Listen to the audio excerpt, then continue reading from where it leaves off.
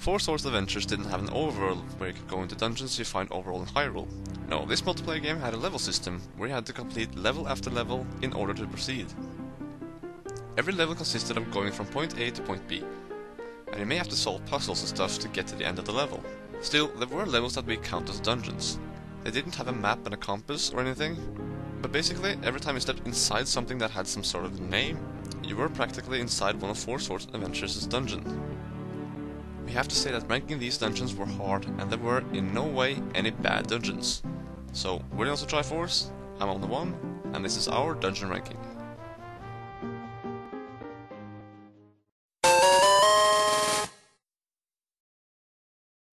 The first dungeon you go into is from the second level, and called the Cave of No Return. It's more of a tutorial for you to try out controlling each one of the links, to push blocks and try different formations and stuff. Like here, you have to throw one of the other links over to the other side and switch to him to get the item. There's not much of dangerous enemies, so you'll never really have to be in any hard fights. As for the atmosphere, this is a really dark cave, where you have to use the lantern or the bow to light up a lot of torches. As the name suggests, it can be hard to find the way out of these forked roads. The Cave of No Return ranks last just because it's a simple kind of dungeon. There's really nothing to complain about. It just starts off as being easy to let the player into the game, and is therefore no challenge or anything.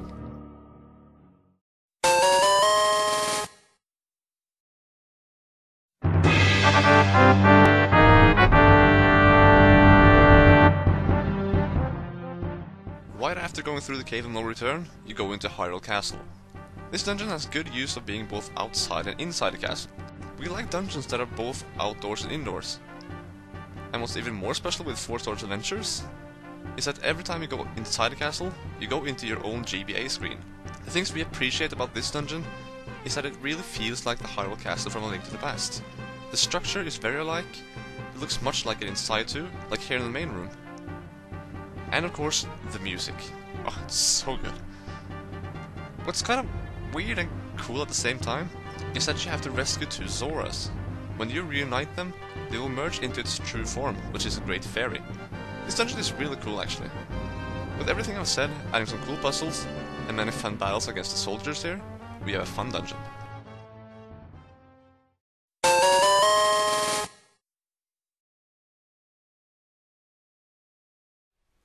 Next up is the Tower of Flames. As you would expect, there's a lot of fire inside this place. Statues that blow out fire, enemies that use fire, lava beneath platforms. There's always a chance for you to get burned. While you have to avoid the huge amount of flaming statues, you always have to avoid falling down into the lava as well.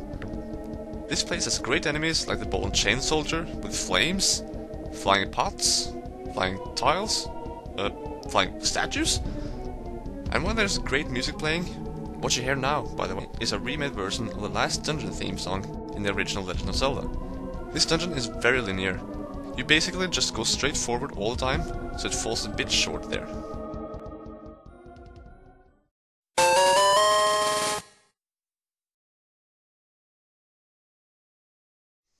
For the 8th place, we move into the desert and visit Desert Temple. This dungeon starts off looking like a very well structured temple with floors and everything. But very fast, after hitting a few switches, the floor disappears and you now walk on sand. Plus, the music changes. Suddenly, you fight color-coded terrapins. Then you realize that the dungeon is full of enemy statues like Armus Knights, Igors and Beamos. This is actually a pretty tough dungeon, enemy-wise, since you encounter a lot of these within the same rooms. You got some torch lighting puzzles with jumping Armus Knights in your way. You're going outside for a bit and come in to have a fight against Shadow Link, mixing between the light and dark world. Not bad of a dungeon.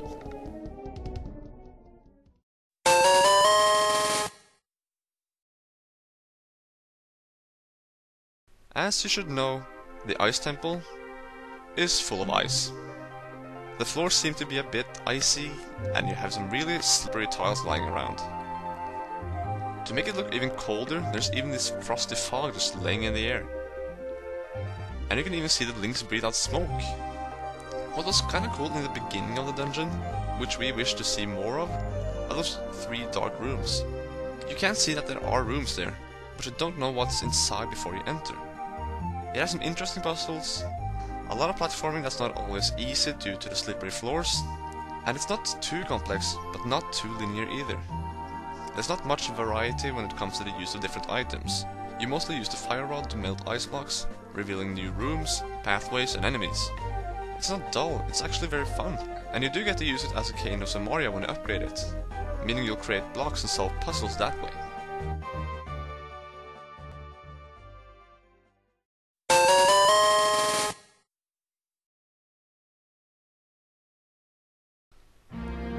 The final dungeon in the game had some very good puzzles. In the beginning, there's one main room and 4 wings, where each wing has a moon pearl hidden somewhere. And your goal is to open these 4 portals to the Dark World. To do that, you have to use different items and weapons to solve these tough puzzles. Some are simple enough, some are even easier than you think at first, but they are all very good. Sadly, when you're done with the beginning, there's not much more to do. There are only a few rooms with a few more puzzles, and even 3 Gomas to defeat before you fight the boss.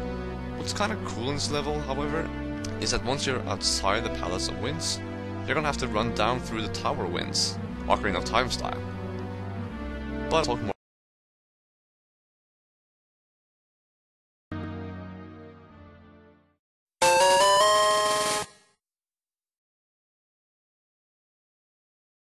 There's another time when you have to go into the Hyrule Castle, and this time you can't just walk in. The infiltration of Hyrule Castle was so much fun. In the darkness of night, you sneak around the castle walls while avoiding the spotlights. Much like Forsaken Fortress in Wind Waker. If you get caught, you get thrown into a jail cell, which is kinda convenient because you do find a boomerang and hammer in there. Once you get inside the castle, you enter this very dark and creepy basement. There are guineas flying everywhere, tons of anti-fairies, and this eerie music.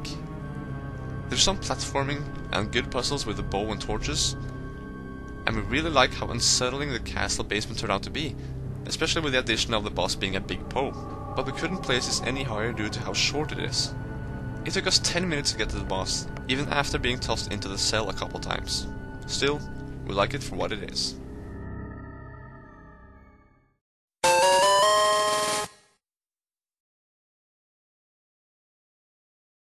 Despite being called the Tower of Winds, it's not as much wind here as there seems to be very cold temperature. It is in the frozen parts of Hyrule after all. What's special about this tower is that all floors belong to the same main room, and the main room acts as a side-scroller.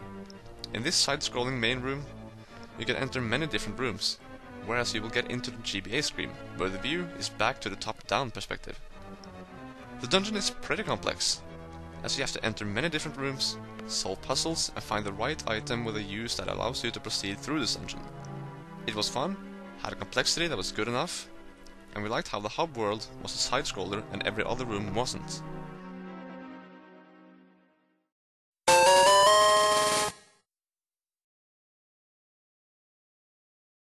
The Eastern Palace has kind of the same feel as the one in A Link to the Past. The dungeon starts off with 3 little pathways, just like the other one, and it's got this kind of eerie atmosphere. Just like the name, the music is also the same, so it really helps on making us feel that way. Plus, they're both some of the first things you experience in these 2 games. It's got cool enemies like fire wizrobes, stalfos, freaking huge balls following you, and who doesn't love starting a chain reaction of bombs? It's a fairly big dungeon to be so early in the game. What we really liked about this dungeon was how complex it was.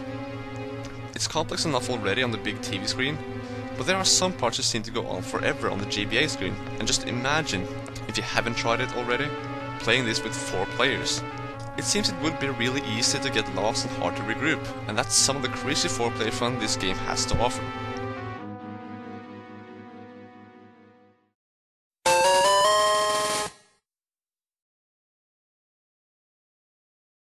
For some reason, we always find desert levels or desert-based dungeons incredibly fun, and the pyramid brought us some.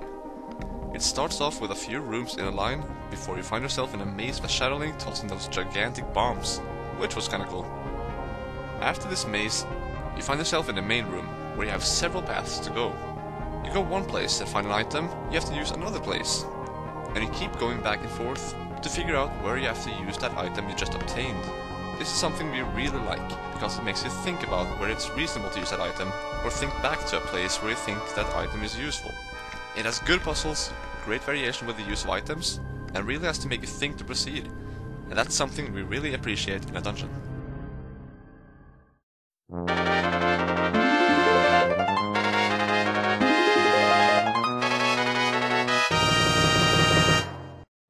The Temple of Darkness is a dungeon we really like. It's got a dark atmosphere, a lot of undead enemies like the Stalfos, skeletons in the walls, statues of skulls, etc. But in addition, it's got some very good puzzles. There are even puzzles where you have to push a whole room around to cross over a hole in the ground, or just to get past with spikes. It has good use of the light and dark world, good puzzles with switches you have to hit with a boomerang or bow and arrow, and it is a pretty complex dungeon as well. We also have to mention how much we like the riddle inside this place. You have to find 4 deck scrubs to get hints that you have to put together and understand in order to proceed through one of the rooms. Things like this is what we really love in a Zelda game, and that is why we think the Temple of Darkness is the best one in Four Swords Adventures.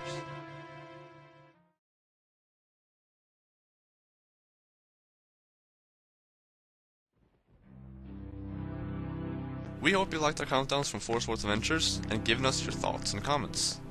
And I especially hope you'll subscribe, because the next game we're moving on to is... oh my god, we're finally here. It's one of our favorite games ever, Twilight Princess. See you then, and thanks for watching.